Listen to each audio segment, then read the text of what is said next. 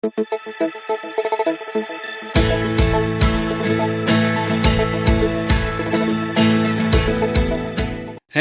so good to see you, even though I can't see you. It's another beautiful day in the neighborhood, and I'm so excited that you are here at the Perseverance Podcast through the Bible. If you don't know who I am, my name is Kelvin Crosby, also known as the Deaf Blind Potter. And today we're going on a journey through Samson's life, and we're going to go through his challenges as a Nazarite, and also not necessarily following all the rules. So you ready to go on this journey? Let's do this.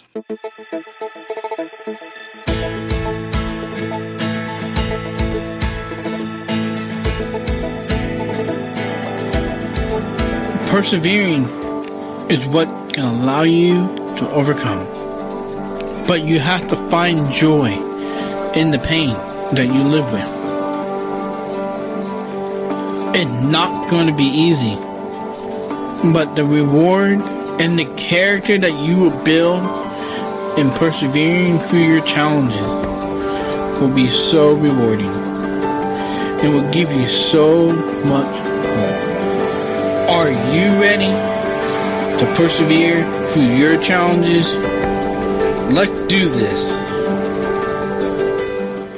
You know what's interesting? If you look at the movie Hercules, it kind of reminded me a little of Samson. Because Hercules was strong and mighty, and he could do everything. All the ladies liked him, and he was somebody that was respected because of his powers. But this is where Samson, he had some challenges because he got a little cocky in knowing that he was a chosen Nazarite for God, and he had a plan for Samson. So we're going to be looking at a couple of the stories and seeing how we can apply some of his challenges that he faced, so that one, we don't make his mistakes, and two, also how we can persevere when we know we have God's blessing, but we're not necessarily taking advantage of it. You can find Samson's story through Judges 13 through 16, and that will kind of give you an overview of all the things that Samson was a part of. Before we get into the story of Samson, let's go back in a little bit of history so we can have the structure where we're at here. So the Philistines rule the Israelites at this point, which is not the greatest thing. So God chose his parents to raise Samson as a Nazarite. What is a Nazarite? Well, a Nazarite is somebody that is kosher, meaning they don't drink wine, they don't have a razor hit their head, they don't eat things unclean, they follow all the Jewish laws, they do everything by the book. Because of this, you have Samson being raised a Nazarite, following all these rules. For today's podcast, I'm not going to use my reader today, but I'm going to kind of paraphrase the stories so that way, as we go forward through today's journey, I want to encourage you to go read these passages so that you know what they are in Judges 13 through 16 and really hear Samson's story, because they're really actually very entertaining to read. So I encourage you to go read them on your own time after this. So let's dive into the first part. So Samson born, he's being raised in the Nazarite, and he wants a wife. But he doesn't want an Israelite. He wants a Philistine wife. Okie dokie. And just to give you a kind of a preference here, no Israelite was going to marry a Philistine, but Samson wanted a Philistine, an uncircumcised Philistine woman. And really, if you do not know your scriptures, we know what circumcision is, but when you say an uncircumcised female individual, it doesn't mean that the female is getting circumcised. It means that they were conceived from an uncircumcised man.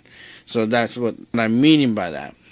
all the people around him saying, no, you don't want a woman like this. You want an Israelite where it comes from your bloodline, it comes from your people, and not from the Philistines, our enemy and the current ruler over our lives. But Samson at this point was determined to have a Philistine as his wife. So he got one. But it became a little bit of a hurdle because the Philistine wife didn't have the same morals as he does. And this is where our first part of our conversation is going to happen today. Samson married an unequal person to him, meaning that she was a Philistine and her values and morals and beliefs and everything were not the same as Samson's. Part of persevering in your life, it really helps to have people around you to keep you on the moral track that you believe in. They help you stay on that path. Let's just say you go with somebody other than like a Christian or someone that believes in the same moral values as you become unequally yoked, meaning that you become not very compatible to be able to work together through hard times. In this case, Samson's wife was very scared of her people and the threat that she got, saying, if you don't figure out the answer to Samson's riddle, we're going to kill you and your father. And so she was scared for her life. Samson ended up telling her about the riddle and the answer. And Samson wasn't very happy, and the Holy Spirit came over him, and he killed a bunch of Philistines, and next thing you know, he's now not making the Philistines very happy. What's interesting about this is it's really important when we're going through hard times. It's really, really easy to pull away from the people that will help us through our hard times. Because the people that help us through our hard times are also going to keep us accountable. And that's not necessarily easy to deal with. But no pain is ever easy that we go through in our lives. But we have a choice to have joy in that pain or not. In this case, Samson divorced his wife and goes back to his home place, but then realized, maybe I want to go back to this lady. His Philistine wife, father's like, no, we're not going to do that. And Samson got revenge and went ahead and burned the field. So going through Samson, he has this power of the Holy Spirit. And don't get me wrong, the Holy Spirit is really important. It's part of who we are, and it's how we transform our lives. And it's part of the major component of perseverance. But Samson was so angry, and because he was a Nazarite, and God makes a promise with those that are Nazarite during this time, he had a lot of these strengths and abilities. But Samson's also, his rage got the best of him. Samson ends up finding himself a prostitute and marries the prostitute, and again gives in the weakness of the prostitute, of the continued begging and begging and begging. Again, his prostitute wife again was threatened that she would be burned alive, and he ends up giving in to her 4 times. And the 4th time is what took away his power. This is why it's so important when we persevere through our challenges, is not to have people in our lives that are going to continue to break us down and make us weaker and weaker and weaker. It is really difficult when we are trying to persevere through our challenges, when we look at the world and we have somebody that's helping us look through the world in a negative standpoint. In the case of Samson, he's here with his prostitute wife. The first time she said, you bind me with non-dried out type of to tie him up. And then he broke through that, and then she said, oh no, you gotta get some non-ever worked rope that will keep me down. That didn't work. And then braid my hair and pin it down.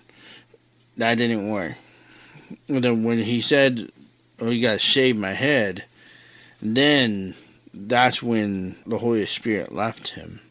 But each time his prostitute wife was manipulating him, and he kept giving her answers, and especially when it came to the last time, told everything. Have you ever been in a relationship with somebody where they kept pushing and pushing for you to do something, and by the time you gave in, you realized you made the biggest mistake by allowing that person to have that power over you? It's really, really, really important when we're looking at our lives and we're going through a hard time is to have people around you that are not going to devalue you. They're not going to take you down, and they're not going to force you to do things that are going to make you weak. You need to make sure the people that are around you are going to make you strong. So my encouragement for you today is to look at your life and say, God, who are the people bringing me up? And who are the people bringing me down? Because I want your power in my life. I want your Holy Spirit in my life. So that when the hard times come, the people that are going to lift me up will be there. So to continue our story with Samson. So Samson gets captured, getting his eye gouged out, being completely blind for the Philistines. And his head is shaved and now growing back. And he prays to God for, give me one more last time the strength to destroy the Philistines. And God answered his prayer and destroyed the Philistines. He killed more people in one moment when he took out the pillar, being completely blind. And also he died himself at that point. He ended up having to live with the consequences of people bringing him down. People breaking him down to give up his strength. And because he lived with the consequence, it ended up taking his life. Even though he got his fame to glory of over 1,000 Philistines dying, he still had to live with the consequences of allowing people to destroy who he was and what God had called him to be. So this is why this Perseverance podcast, I didn't really want to get into the reading, because I really wanted you to look at this and see from your perspective, who are the people bringing me up to persevere through my challenges, and who are bringing me down that are not helping me persevere through my challenges. Because it's important to have those people bringing you up. Because you don't want to end up like Samson, where one person makes you weaker, and another person makes you weaker, and another person makes you weaker. You want to be in a situation where one person makes you stronger, another person makes you stronger, and another person makes you stronger. And then the next thing you know, God has got you so strong. He's guiding you so well.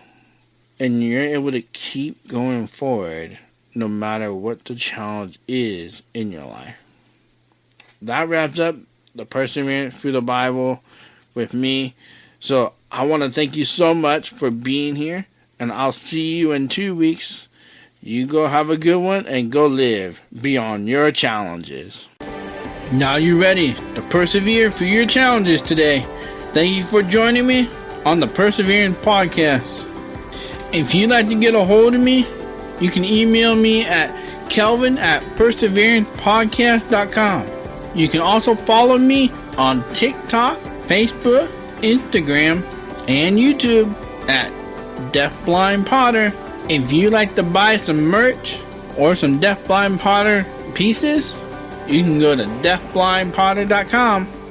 Please give us a 5-star rating and subscribe to the Perseverance Podcast so you don't miss an episode.